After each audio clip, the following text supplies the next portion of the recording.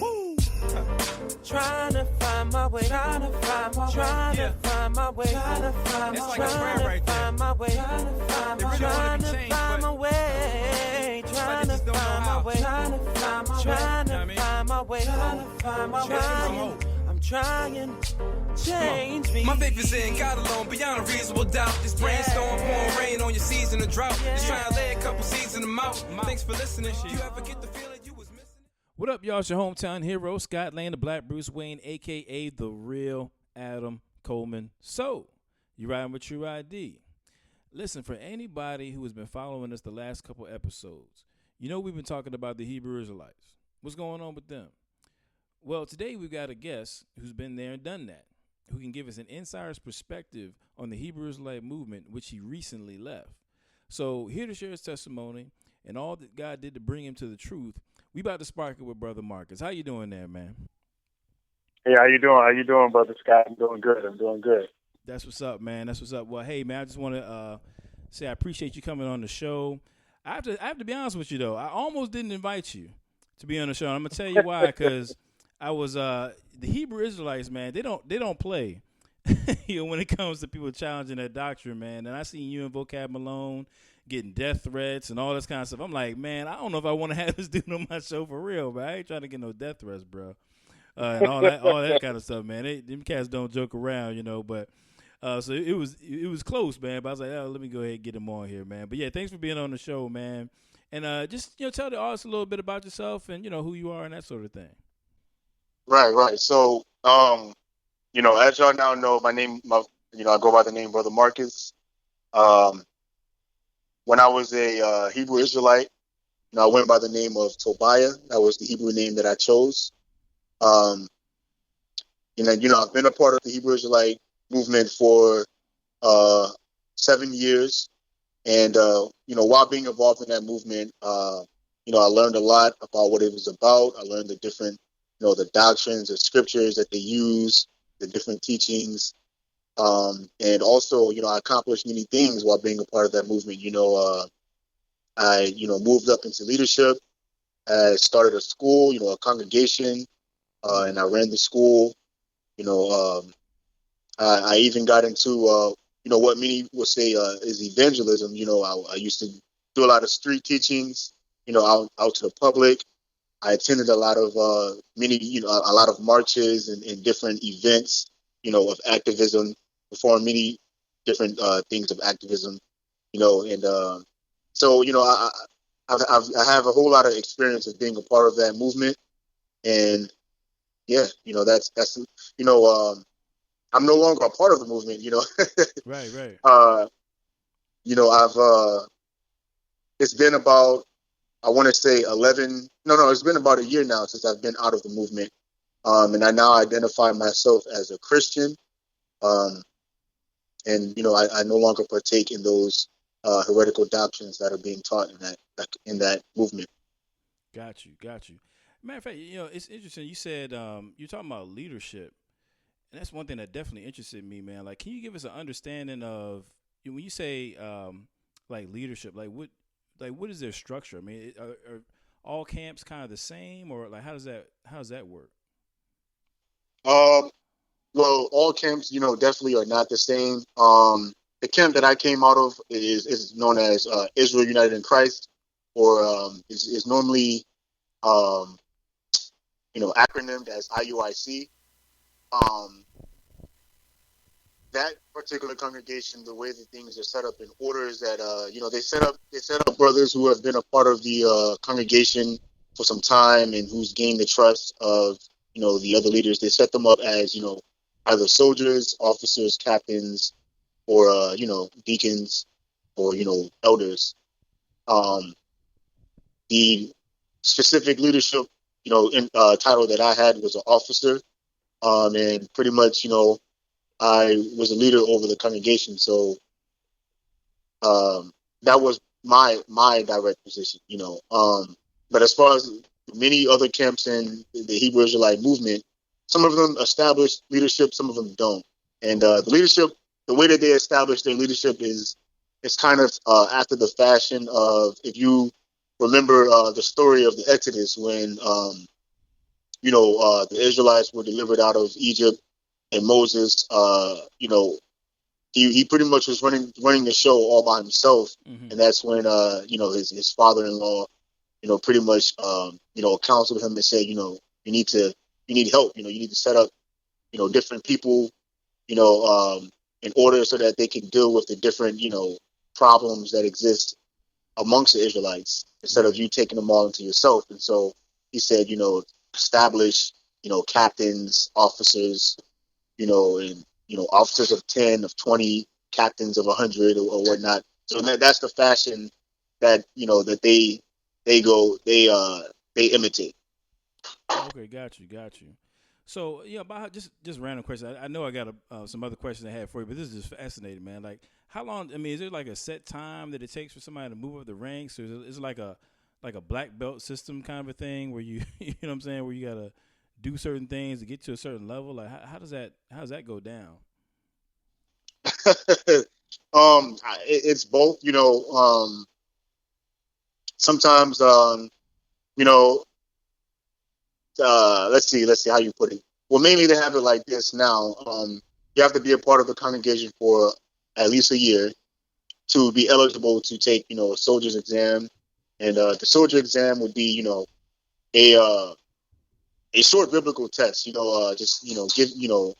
a short biblical test asking you some basic questions. And, if you pass it, then you can become a soldier, and you gain responsibilities and, different, offices that you have to pretty much, oversee. And as more time goes on, if you, have been, upkeeping these offices, then you're given another test, which would be the officer test, and you move on up to the next level. So that's the way they do it. Sometimes if you do, good deeds that are, I would say impressive, that could help you rank up, quicker, and Okay. that could help you rank up quicker. Like Call of Duty or something like that. Get your level up, Right, pretty much. That's funny. But yeah, that's the way it would be done. Yeah, man. There really wasn't any, like handbook or anything of actual leadership, qualities that one is actually taught or trained in, to be skilled in. It's mainly just, scriptural knowledge and a loyalty, to the congregation. In a sense, that's when you become more and more eligible to rank up. I don't know how it is now. Maybe they fine tune it, a lot better. Right. But as far as when I was in it, that was the way things were ran. Okay. Well, yeah, man. One of the main things I wanted to know, I guess I've got some assumptions of my own about how people come to get involved in the Hebrew Israelite movement. And I'm kind of wondering what your experience was like. What kind of drew you to them? Like, how did you first get involved with the Hebrew Israelites? Man, that's a good question. There's a lot of history behind it. I would say like there's a long story behind it. First my mother, she was drawn into it, and after a while she invited some Hebrew Israelites, into our home. And it was one time when I walked down the steps and I heard them, explaining things to her, and this was actually the first time I ever, heard anybody, go through the scriptures. So like, it was like they knew the scriptures in a sense, like they were pulling a lot of different verses, a lot of different scriptures, and I was just amazed by that. And they were talking about a lot of things that I never heard of, and so that was very enticing and intriguing to me because it was like something new, kind of like a shiny object, that kind of catches your attention. Right. Uh-huh. It was like that, I didn't really know too much about Black history, I didn't know anything, I didn't know too much about world history. Mm-hmm. And so a lot of the things that they were speaking about was very intriguing and enticing, and it made me want to learn more and more. And that's honestly how I got hooked. You know, Interesting. So you saying that you said you hadn't known a lot about Black history, and so I guess that kind of appealed to you that they had some sense of, I guess would you call it identity, or like was how I don't want to put right, words I don't yeah. want to put words in your mouth, but like is that kind of what you were getting at, or Yeah. Like one of the main things that I would say was enticing, enough to cause me to look more into it and to be more interested in it is the fact that the things that they teach, it appeals to Black history. It appeals to you know I would say the gap and or the missing pieces to Black history, the things that a lot of African Americans that they question, like what part of what part of Africa do we come from? What is our what do we have? What other family members do we know that live in Africa? Like because of the transatlantic slave trade, and we were, because we were taken from the continent of Africa, we were, pretty much left to start a new. How do you explain it? We were pretty much, in a sense, cut off from the rest of our family in Africa. So it was like, with all African Americans, we all suffer from that. Trying to discover self, trying to discover self identity, racial identity, how identity. Period. We all want to know those things, and because the Hebrew Israelites, they appeal to that by saying, listen, this is what you really are. This is what we really used to be before slavery and X, Y, and Z. It's like a missing piece to the puzzle that appeals to that, and that's what really got me hooked. Because it was like it was almost like they were giving me the things that I in a sense that I always wanted to know. Interesting.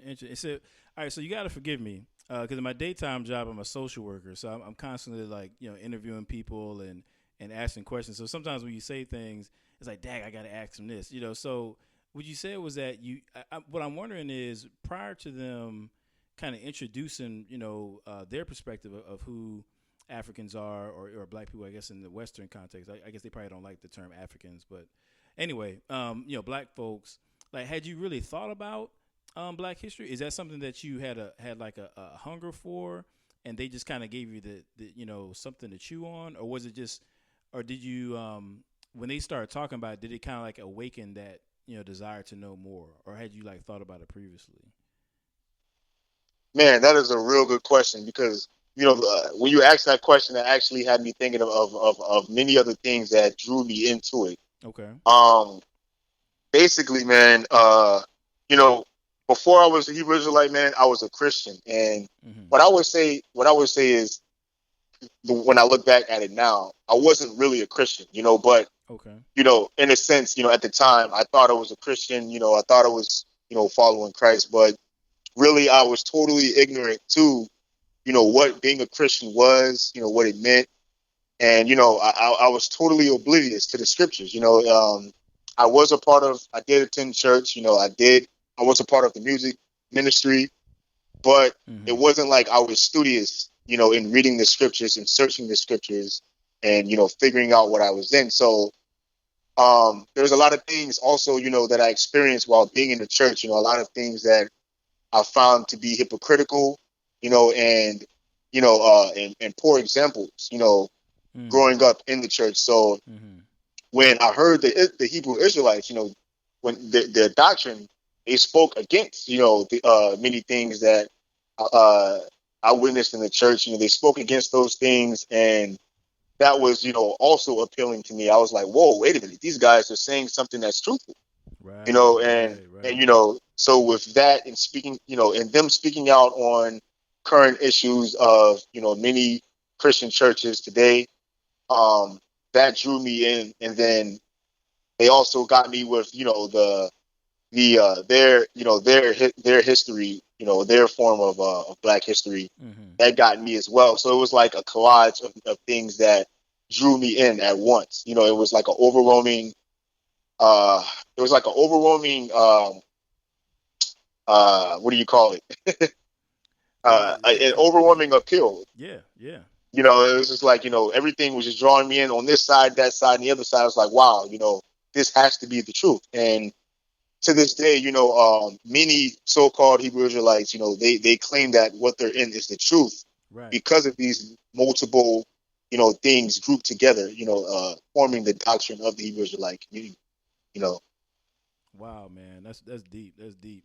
And see, the reason why I asked that question is, and I guess maybe I'm gonna go ahead and just put out a disclaimer because I got some shows coming up where my thing is when you're dealing with the Hebrew Israelites or really just the conscious community in general, you know what I'm saying? You got to be real and confront the stuff that's going on in the church if you want people to respect what you have to say. You know what I'm saying? Like you can't be out there, because to them they think the church is wilding out. So you got to be able to deal with that sort of thing. You know what I'm saying? You got to be able to talk about what we're doing on our side, that drove many people away. And sometimes you just got to be real right. and deal with those types of things. That's why I was wondering if that kind of factored in.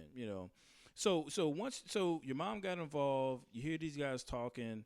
So what was it like when you first get into this Hebrew Israelite movement? How, is there like some kind of initiation process, or I mean, do they have like a baptism type of thing? Like what is that like? Okay. So, well, they don't have a baptism process. Well, I would say it like this. The congregation that, I joined, they don't teach baptism. They're really kind of against baptism, for real. Okay. Because they say, because they have a thing against the entire, they have a thing against Christianity entirely. So, Okay. Things like baptism is something that they discourage. Um, but the initiation process was at the time, like when you first become a Hebrew Israelite, man, it's exciting because you feel like you're doing something new. You feel like you're coming into Mm-hmm. the truth. You feel like you're part of something great. And you do get a warm welcome for the most part. Depending on which congregation you come into, because Mm-hmm. when you but really when you decide to be an Hebrew Israelite, you have to decide what camp or what church, what congregation you want to be a part of. Really? And yeah, you can't Okay. because that's pretty much like where you're going to learn your information from. You have to find a group uh, that's teaching some, a Hebrew Israelite group that you can learn from and gain all of your understanding from Mm-hmm. and gain the basics of the movement from. Um, and so, you know, um, joining the congregation was, they welcome you. They're happy because it's like you're becoming a new member of the congregation and everything. So they welcome you in and everything. Mm-hmm.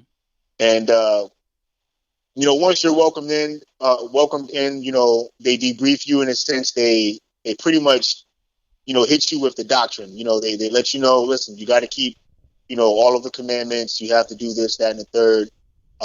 You're an Israelite. You can't be going by African American, Hispanic, or these other terms that you know we're known by in this modern day. Right. They say we're really Israelites. We come from this tribe.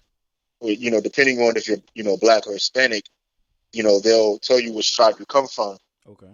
and these are things you have to accept. And that's how the process was. It was a warm welcome.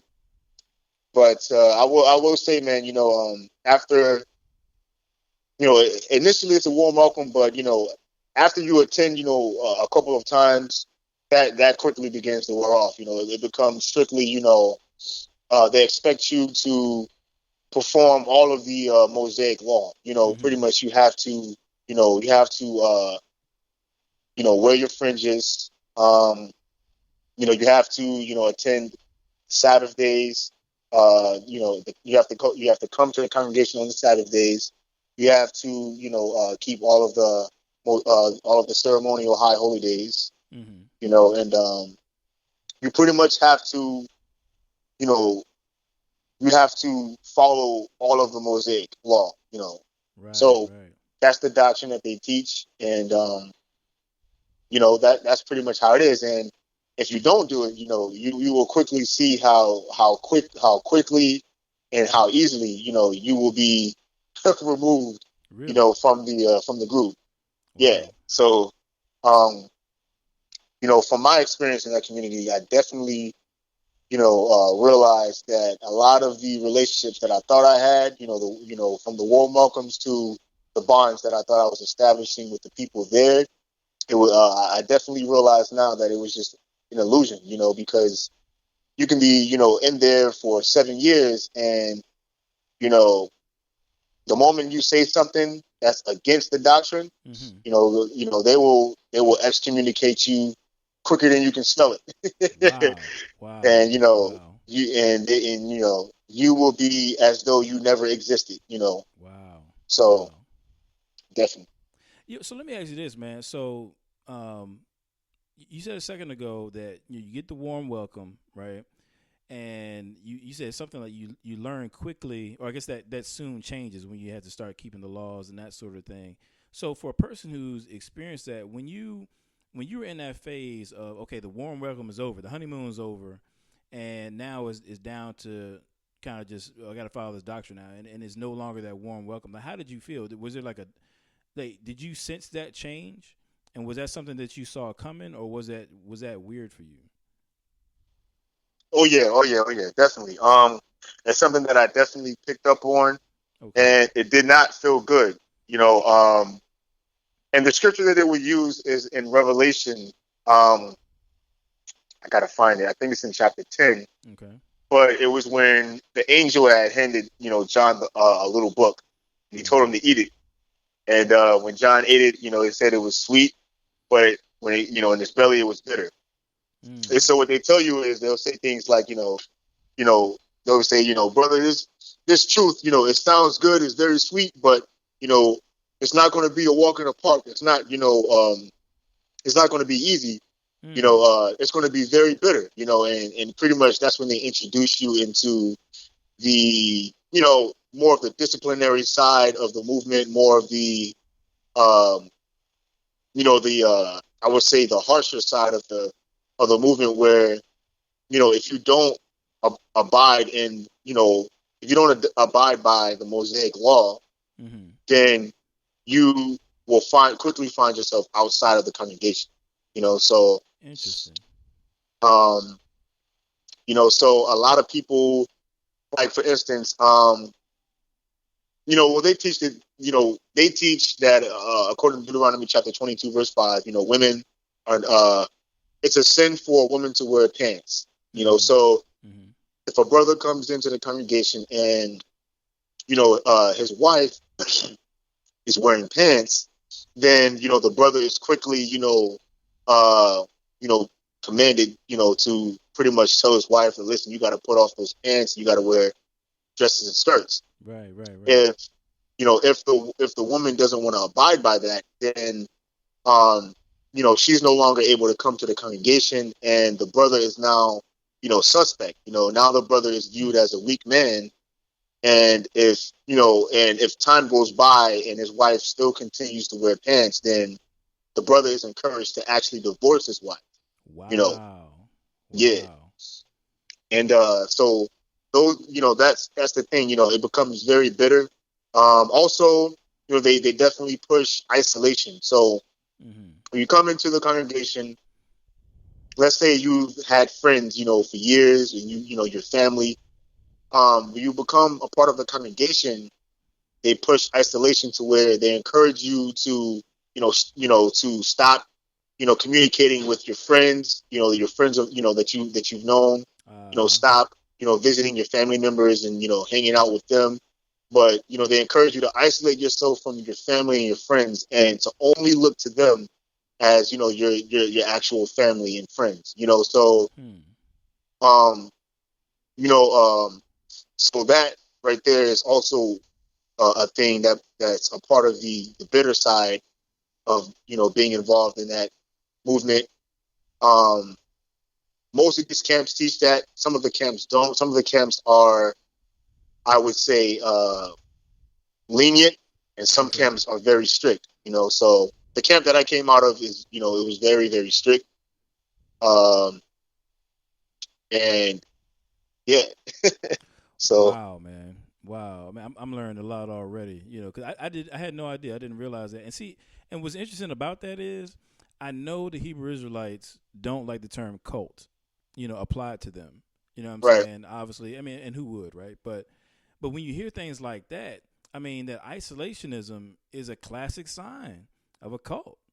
You know what I'm saying? It just is. Once people they start making you cut off from your friends and family and all this sort of thing, and just kind of depend on them. That's just for the Hebrew Israelites out there listening. I'm sorry, that sounds kind of cultish to me. It sounds cultish to me.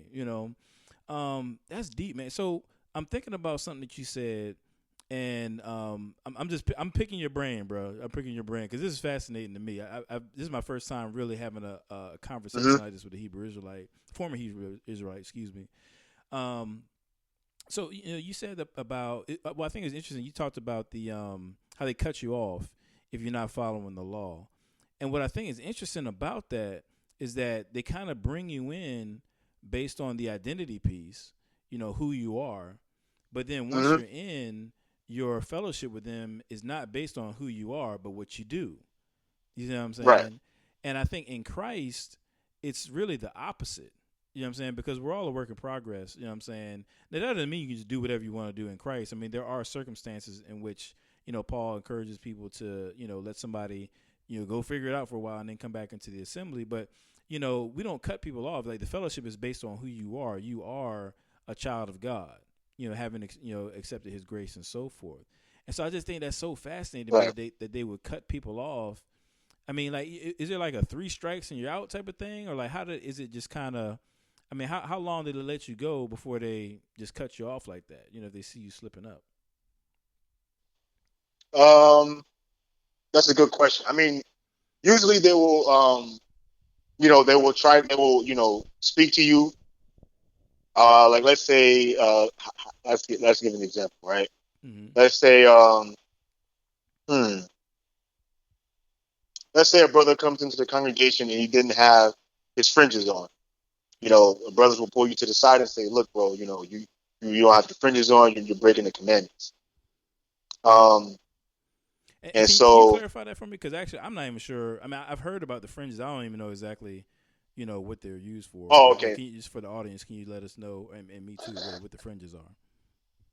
right. So fringes are basically like, for lack of better terminology, it's almost like strings or threads, that hang from your clothing.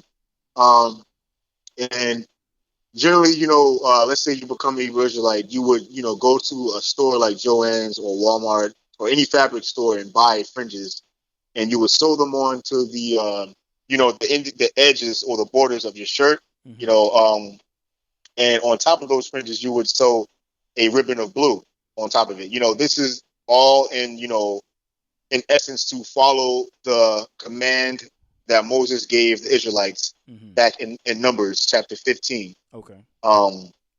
Verse 38 through 40. So they say, in being an Israelite, you have to, be able to distinguish it. You have to be able to distinguish yourself from, the world, and so in your clothing, you have to wear fringes, in order to pretty much distinguish yourself from the world. And, these fringes are supposed to remind you to keep all of the commandments of God. Gotcha. Okay. So if a brother came in to the congregation without having his fringes on, you would get pulled to the side. Brother, you're not keeping the commandments. You got to wear your fringes. And let's say the next time the brother comes in, he doesn't have it again. Then, he'll probably be like, brother, what's going on? You ain't keeping the law. And they'll, probably won't, they'll probably correct him again in some cases. And let's say he did it again, then they'll say, brother, you got to go. You can't come in here, what I'm saying, because you're not keeping the commandments, and, you've been warned and you're blatantly breaking the commandments. and they'll pretty much expel you from the congregation. Okay. Wow. So you were on both sides of that, really. I guess you experienced, being, I guess, maybe the person receiving correction and being the corrector because you were in a position of authority, Right, right? definitely. Yep, definitely. So Interesting. I Okay. was I was one of the guys, you know what I'm saying? I became one of the one of the guys who So you G who checking on would the fringes. right. Oh snap!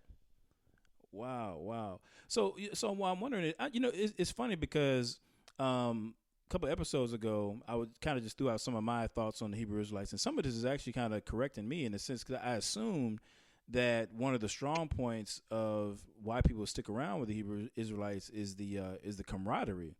But I'm starting to feel like maybe that's not the case. I mean, can you maybe describe? Like if it's not kind of like the all love like it is when you first get in, like what keeps people coming back? That's I guess that's kind of what I'm wondering. Like what is it that keeps you there? That keeps you the thing that keeps you there is like I described earlier. Number one, you're very enticed and intrigued by the information that they're teaching, because you want to learn more, because you don't know anything, you want to learn more about the Bible, you want to learn more about your history, who you are, your identity. Right. And so that thing keeps you hooked, as a foundational point, to say this is the truth. And then, the process of being, once you become a part of the movement, for the process that occurs afterwards is, like I described, they push the isolation. So eventually you're going to become isolated from your family and friends. Eventually your relationships you've had with your friends and your family, by that time, you're going to ruin those relationships. You're going to, sometimes you'll end up, getting into arguments with your family, and it becomes it'll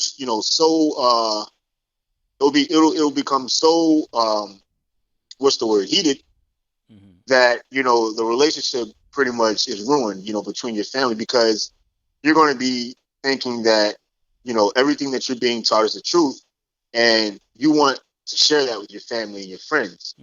And when you begin to teach them the doctrine that you're being taught, and they tell you, listen, that's not scriptural, or listen, that's messed up how you're teaching it, because of the different doctrines that they teach you,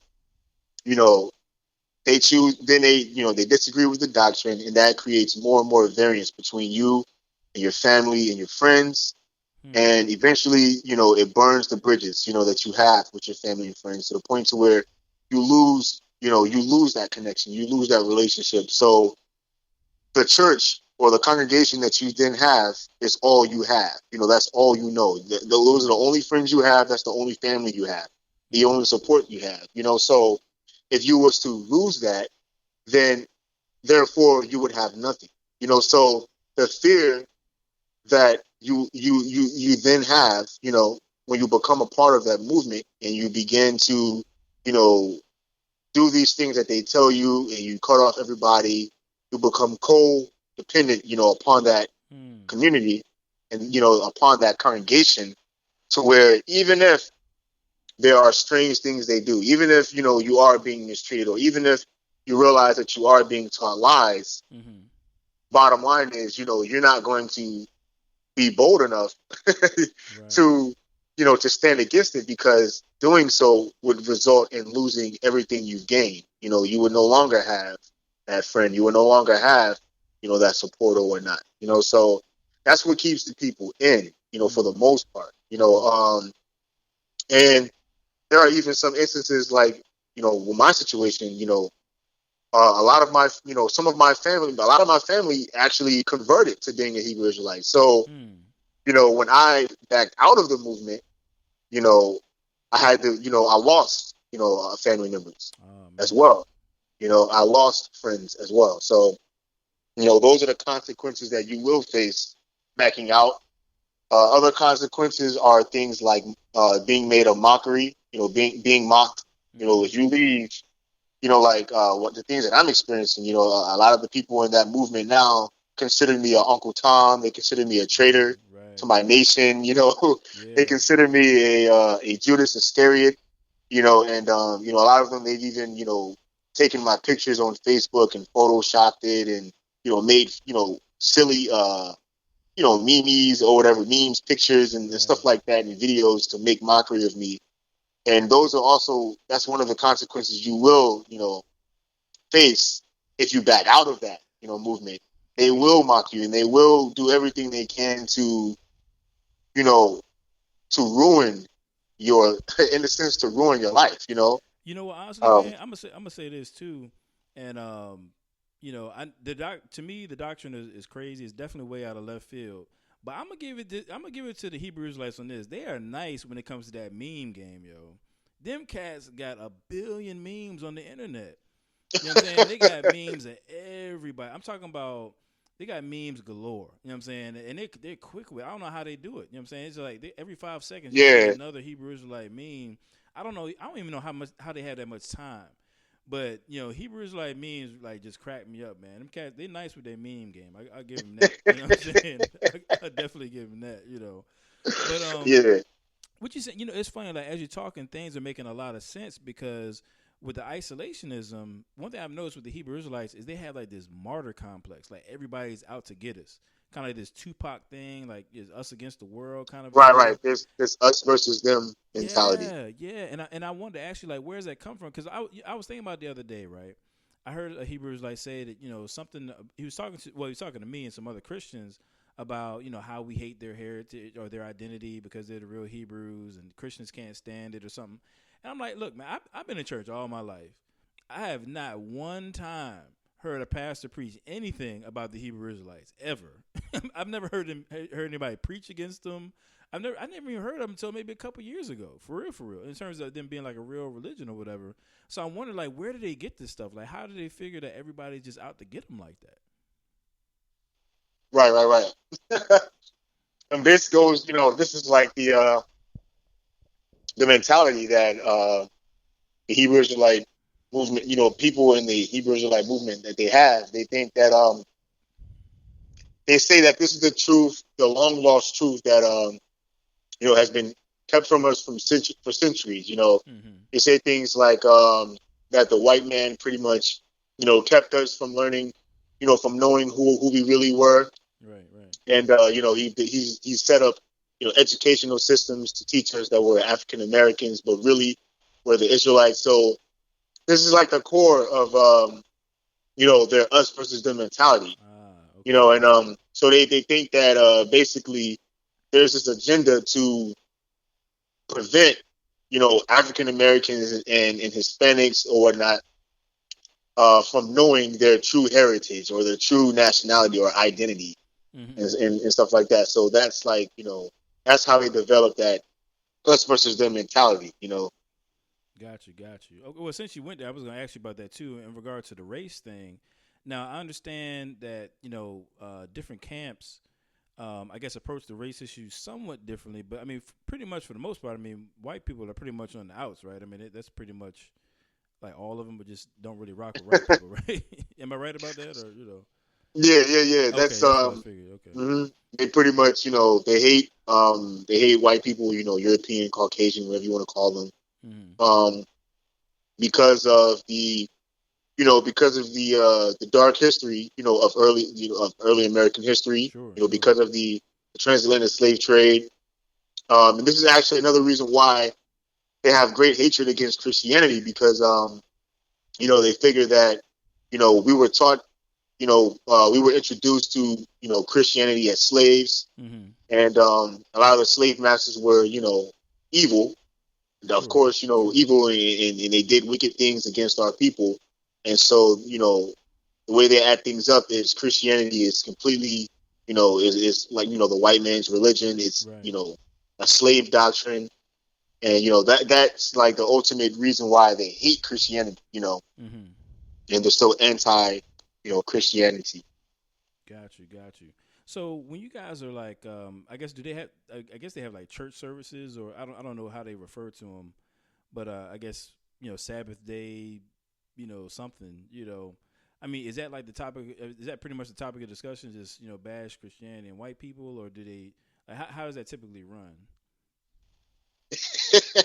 I'm just Yeah. asking. I really have no idea. I'm just trying to pick your brain. Right. So I mean, really, okay, so yeah. So we fellowship or we congregate on the Sabbath days, the high holy days. So typically every week, you would fellowship on a Saturday, from a Saturday morning to a Saturday night. And sometimes you would fellowship on a Friday night and also, from a Saturday morning to a Saturday night, pretty much for the whole Sabbath. Um, and during the fellowship, you would go over scriptures. You will learn, different breakdowns. You will learn, different aspects of Black history, Hispanic history, and world history. And the topics, ran by the head, leaders of the congregation would be pretty much broadcasted live, online. So basically, in the various cities or states that you attended, the congregation to, you pretty much go there and you would watch, a live broadcast from the headquarters of that, congregation, which would be the one that I came out of is in New York. So, the school that I established here in Virginia, me and my brother actually established it. Okay. The school that we established in Virginia, actually in Hampton, if you was to go there and attend, you would pretty much, go over some things before the main class, and then when the main class comes on, it's a live broadcast. You would watch it, from the TV screen, or depending on, what type of electronic device they had, you would watch it from a big screen, and it would be like a live broadcast. So Okay. that's how it's done on the Sabbath days. On the new moons, it's the same. It's like in the same manner. And all the other high holy days like Passover, Pentecost and stuff like that, it's pretty much done the same way as well. Gotcha. So I mean, it will be frequent. You pretty much fellowship. Your fellowship. At least once a week. And your fellowship. You'll definitely fellowship multiple times throughout the year. Throughout the month, and a lot of times throughout the year. Okay. And what I'm wondering too is like we're talking about just kind of the different practices and stuff like that, with the law.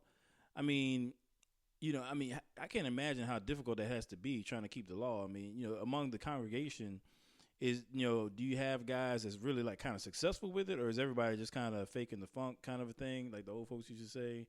Or how do you as a leader, how do you even keep tabs on who's following the law, who's not? Like how I can't imagine trying to monitor somebody's life. You know what I'm saying, from what they're doing or not doing. Like how do you, as a leader, how do you go about maintaining the law yourself and keeping tabs on everybody else? Like how does that even work? Right. So I mean, that's a good question, bro. That's a real good question. Yeah. Okay, so as far as in keeping the law, I would start with myself. That means I would have to make sure that I have my fringes on every day. I can't shave my beard. I can trim it up, I can edge it up, but I can't shave my beard off. I have to have facial hair. Mm-hmm.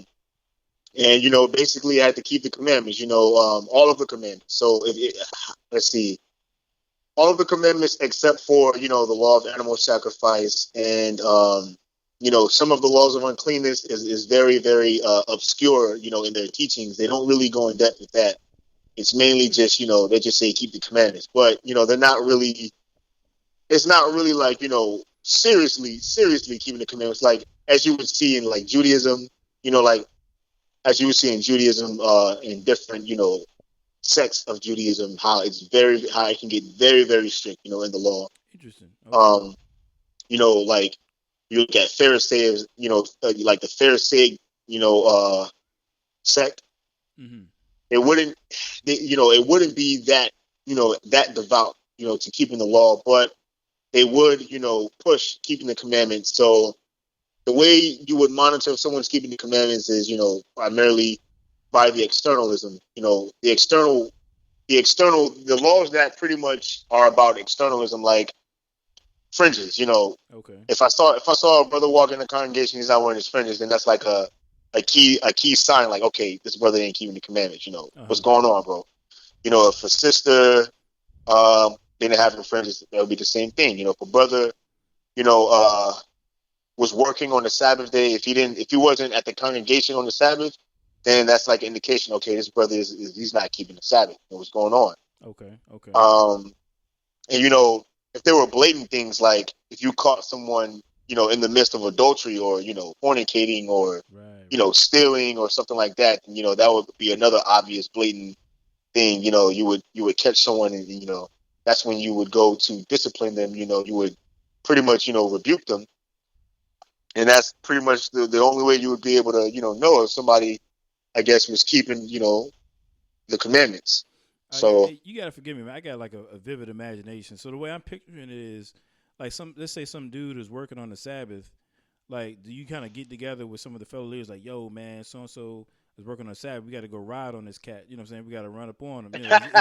Is it like that, or do you kind of just wait till you see him, or you like, nah, man, we got to go right. We got to run up on him, man. Is it like how is that typically run?